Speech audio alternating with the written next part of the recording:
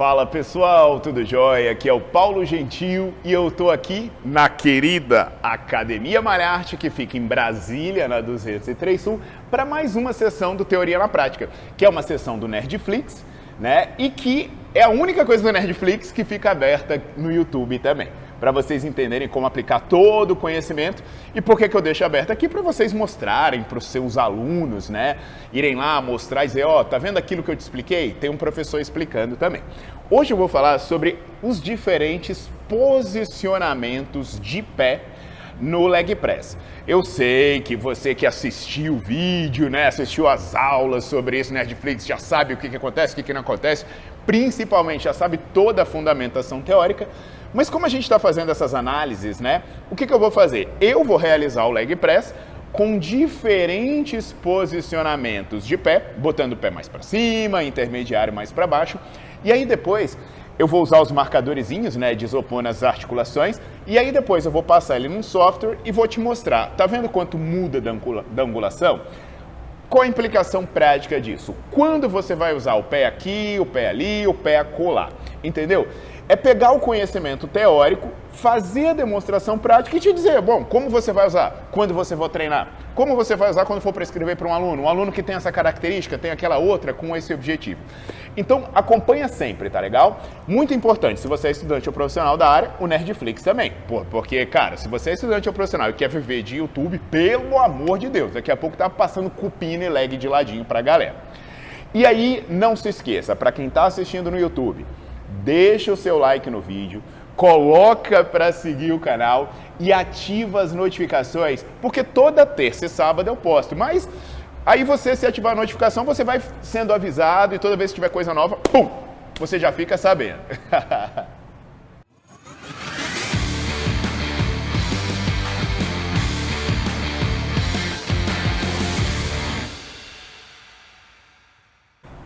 Bem, pessoal, eu fiz uma adaptação aqui, né? Como eu tô de bermuda e não vai dar para fazer pelado aqui, né? Nem de tanga, sei lá. Aí o que eu fiz? Eu coloquei um dos isopores, né? Uma das bolinhas posicionadas aqui. Depois a gente faz uma correção pela altura, só para ela ficar num ponto fixo. Então o que a gente vai fazer aqui? Eu vou fazer 3 alturas. Uma altura que é centralizada aqui na plataforma, vou ficar deitadinho aqui, fazer com a altura bem centralizado. Eu vou dar uma exagerada de colocar os pés bem para cima, né? E aí eu vou dar uma exagerada de colocar os pés bem para baixo. Só não pode ser muito para baixo, senão vai esconder ali. Então vamos fazer o seguinte, vamos começar de cima para baixo, né? Os pés bem para cima. Vou fazer aqui umas 3 repetições para a gente calcular como é que isso vai ficar. Se você está morrendo de medo dessa retroversão aqui, depois você tem que olhar aula sobre coluna. Mas até sobre isso eu posso falar para vocês também. Ok, 3 repetições. Agora eu vou ficar com o pezinho no meio, tá bom?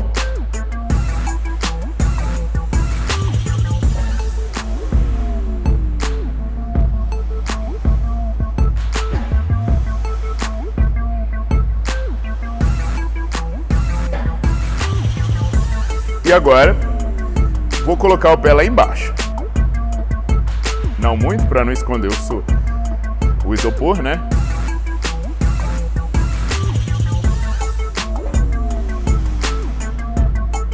Detalhe importante é que eu estou descendo até o limite de amplitude da máquina, tá bom?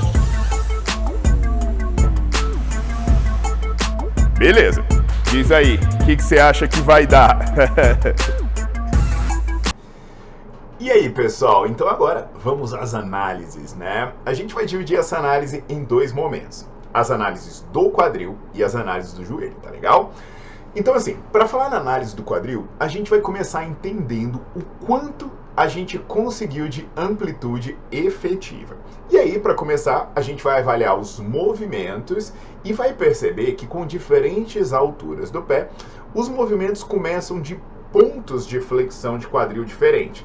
De modo que, quanto mais alto tiver o seu pé, maior o ângulo de flexão e menor, consequentemente, o ângulo de extensão, ou seja, quanto mais alto tiver o pé, potencialmente menos movimento ele vai ter. Só para vocês terem uma ideia, né, numericamente, pela figura, a gente calculou isso no software. Quando o pé estiver lá em cima, você começa de um ângulo, eu comecei de um ângulo de 93 graus. Quando o pé vai para o meio, esse ângulo aumenta para 98 graus e meio, e quando o pé está lá embaixo, ele aumenta bastante para 111 graus,6. Então, a gente já percebe isso. O segundo ponto é até onde você vai, ou seja, o quanto o seu joelho se aproxima do pé, o quanto você tem de flexão de quadril e, consequentemente, de alongamento dessa musculatura. Então, quanto menor for esse ângulo, né, quer dizer que o meu joelho está mais próximo do meu peito e eu alonguei mais os meus extensores de quadril. Quando o pé está lá em cima e eu desço até o limite da máquina, eu consegui fazer 37,1 graus, ou seja, ficou bem fechadinho. Já quando o pé foi para o meio, eu consegui fazer 47,6 graus. Então o ângulo já não ficou tão fechado. Agora, quando o pé foi lá embaixo, eu consegui um ângulo de 58,8 graus. Então o ângulo bem maior. E aí a gente tem alguns pontos a se pensar. Por exemplo, trabalho do músculo, né? Considerando que trabalho é igual a força vezes deslocamento, a gente percebe que a gente tem um menor deslocamento quando o pé ele estaria no centro. Para ser mais claro aqui, para fazer os cálculos, né, considerando o ângulo que você começa menos o ângulo que você termina, com o pé lá em cima você deslocou 55,9 graus. Considerando, né, o ângulo que você começa menos o ângulo que você termina, então com o pé no meio você começa 98,5 e termina com 47,6, aí a gente vai ter aí 50,9 graus. Já com o pé para baixo, você tem um pouquinho mais do que com o pé no meio, 52,8 graus. Por que o ângulo ficou menor com o pé no centro, né? Porque quando você está com o pé para cima, você começa de um ângulo de quadril menor, mas você também consegue se aproximar mais, então você fica com uma amplitude grande. Já quando você está com o pé lá embaixo, você consegue alcançar um ângulo menor, mas como você começa de um ângulo maior, você consegue um maior deslocamento. Então isso é interessante se você quiser calcular o trabalho realizado. Por que se você quiser calcular o trabalho realizado? Porque para a hipertrofia acaba que a relevância disso é relativamente pequena. Porque para a hipertrofia é mais importante o quanto você alonga a musculatura.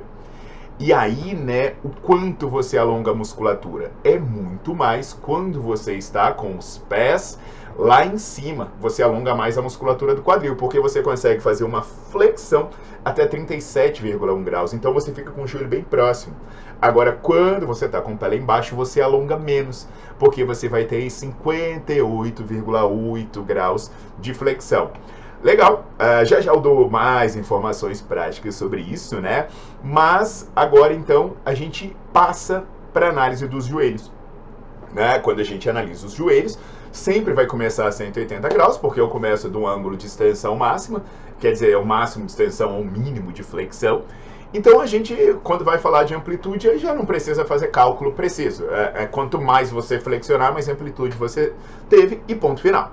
E aí, nesse sentido, quando o seu pé está lá em cima, você faz um percurso, você chega até uma flexão de joelho de 60,5 graus. 60,5 graus, você subtrai 60,5 de 180, você percorre uma distância angular de 119 graus e meio.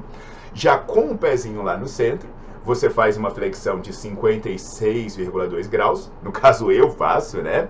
Subtraindo de 180, deu 123,8 graus. Agora, quando o pé está lá embaixo, você tem uma flexão bem grande de joelho. Você faz uma flexão de joelho até 39,2 graus. Isso faz com que você percorra uma angulação de 140,8 graus. Então aqui você tem o oposto do que acontece com o quadril. Quanto mais baixo tiver o seu pé, mais você alonga os músculos extensores de joelho e mais trabalho você realiza. Então, considerando que você vai fazer o trabalho até a amplitude da máquina, né? Você vai descer até onde a máquina consegue ir. O que você tem? Os pés mais altos, eles trazem um maior favorecimento da amplitude de movimento e do alongamento da musculatura extensora de quadril, enquanto os pés mais baixos, eles trazem um maior favorecimento, um maior alongamento da musculatura extensora de joelho. Beleza. E aí? Né? E agora? E agora, pessoal, vamos a alguns pontos técnicos e aplicações práticas. Como você vai usar esse conhecimento para sair daqui e fazer o leg press, né? E aí vocês vão perceber uma coisa. Eu até dei aquela zoada no vídeo, né? E, cara, talvez os terroristas assistindo esses vídeos estão aí assim: ah, olha aí lá, o cara tirando a bunda do banco, retroversão pélvica, a lordose sumiu e blá, blá, blá, e blá, blá, blá. Então, assim, por que que isso aconteceu? Normalmente isso não acontece de maneira tão severa comigo, né? Mas aconteceu porque eu venho de uma fase aí meio parada e eu voltei de uma vez muito pesado pro meu treino de Muay Thai com o grande mestre Carlos Magno e também pro meu treino de Jiu-Jitsu com o meu grande mestre Bianchi. E aí eu tava com a coluna meio travada, né? E eu gravei esse vídeo aí vindo meio travado e a coisa, a minha amplitude, minha mobilidade não tava boa. Agora o que você precisa entender, né? Isso aí não vai te matar. Olha, se fizer isso você vai ficar aleijado. Isso é papo, isso é terrorismo biomecânico. Você entra lá no Nerdflix, eu explico direitinho qual é a implicação real disso. Eu recomendo demais vocês assistirem essas aulas sobre coluna no Nerdflix. Mas pode acontecer de você estar sintomático, você está com dor, você tem uma lombalgia, você está saindo de uma crise, ou você não quer voltar para uma crise, e aí essa retroversão pode não ser legal para você. Aí, o que acontece também? Outra coisa bem prática. Como houve compensação da minha lombar, acaba que quer dizer que a minha amplitude de quadril não conseguia aumentar mais. Então eu estava continuando descendo e assim, a minha amplitude de quadril foi até onde foi. Daí em diante, o movimento aconteceu às custas da minha coluna lombar. O que não é, o exercício não é para isso. O exercício é para musculatura extensora de quadril, joelho e tornozelo. Então, né, o que você vai fazer aí, né? Você vai pensar nesse ajuste para você trabalhar numa amplitude adequada. E já eu esclareço isso, né? Aí você pode pensar assim: poxa, Paulo, então é mais seguro eu trabalhar com o pé lá para baixo, para lombar? Assim, né, eu vou sacrificar o custo-benefício? Isso também tem algumas limitações. Que quando você coloca o pé lá embaixo, a sua lombar, ela vai sofrer menos, porque você vai compensar menos. Mas o seu tornozelo, ele pode não ter uma boa amplitude, aí o seu calcanhar vai sair. E se o seu calcanhar sair, você tem uma maior compressão patelofemoral. Aí se a pessoa é sintomática também, aí ela tem um outro problema. Aí fica assim, caramba, né? Eita ferro. Tem mudança na amplitude, mas e aí? Para quem serve o custo-benefício, o trabalho muscular? Respira e presta atenção aqui. Agora é a informação para o mundo real. Essa mudança que eu falei para vocês de angulação, muda a angulação, alonga mais aqui, não vale a pena você modificar pensando assim: agora vai ser para glúteo, agora vai ser para quadríceps, porque isso vai ser irrelevante diante dos aspectos técnicos reais.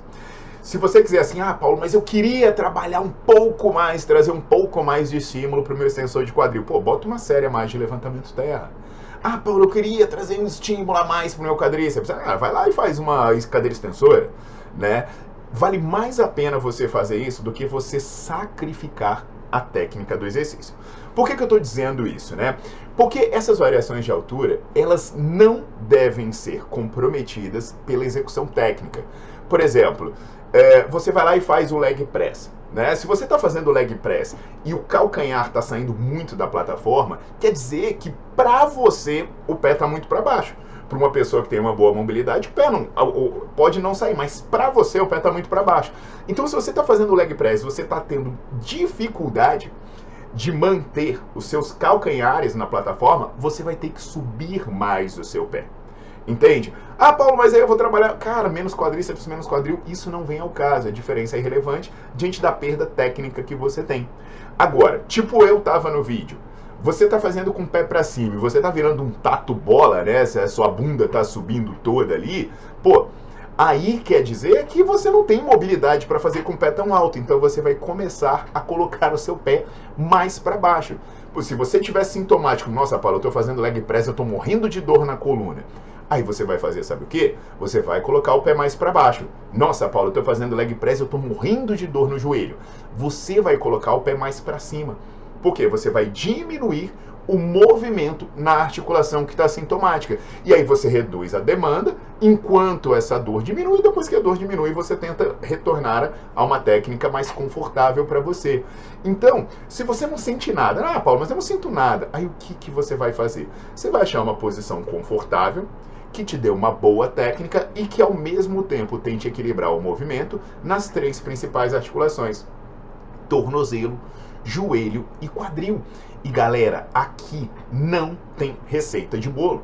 Porque, por exemplo, tem a ver com mobilidade. Para mim, naquele momento que eu gravei o vídeo, seria melhor trabalhar com o pé um pouquinho mais para baixo. Mas já teve momento em que meu joelho que não estava legal e era melhor trabalhar com o pé mais para cima. Então tudo depende da pessoa e do momento da pessoa. Existem pessoas que têm membros mais largos, o fêmur mais largo, a perna mais larga, e isso pode influenciar também no posicionamento de pé. Então não segue essa história de qual é o melhor. Não, o melhor para a pessoa, compreendendo as limitações dela e os aspectos biomecânicos do exercício. Foda, né, velho? Quando a gente estuda com teoria na prática, analisa a angulação. E aí o que você vê? A galera prescrevendo com base em aquela visão de açougueiro, né? Tipo, o corte do músculo, pedaço. Porra, isso não existe. Eu tenho até uma aula no Nerdflix que eu falo sobre isso. Ou então prescreve em sentimento. Aí quando eu faço assim, eu sinto mais. Na boa, vamos parar de sentimentalismo, né? Vamos usar mais o conhecimento e o cérebro do que o sentimentozinho do coração. Agora, corre no Nerdflix e olha as aulas sobre exercícios de membros inferiores, porque vai te ajudar muito a escolher os exercícios e as variações.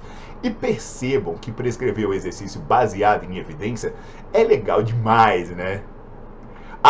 Aguardo vocês na próxima. Deixa seu like no vídeo, bota pra seguir o canal e sai compartilhando com geral.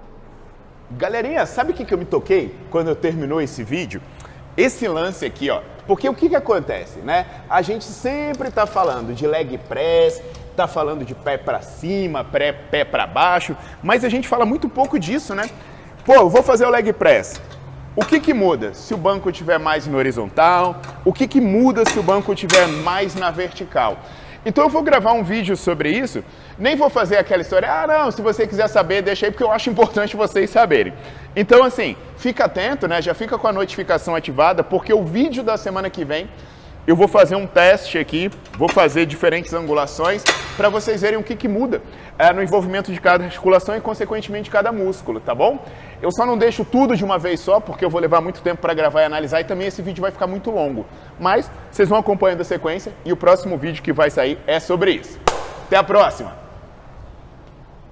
É foda, né, velho? Vai, Carlos Magno, vai lá, pá, velho, carrega saco, não sei o quê, pá, aí vai treinar jiu-jitsu, subir, aí vai lá, pá, massa, não sei o quê. Porra, eu tô velho pra essas coisas. Mas o foda é que eu gosto, né?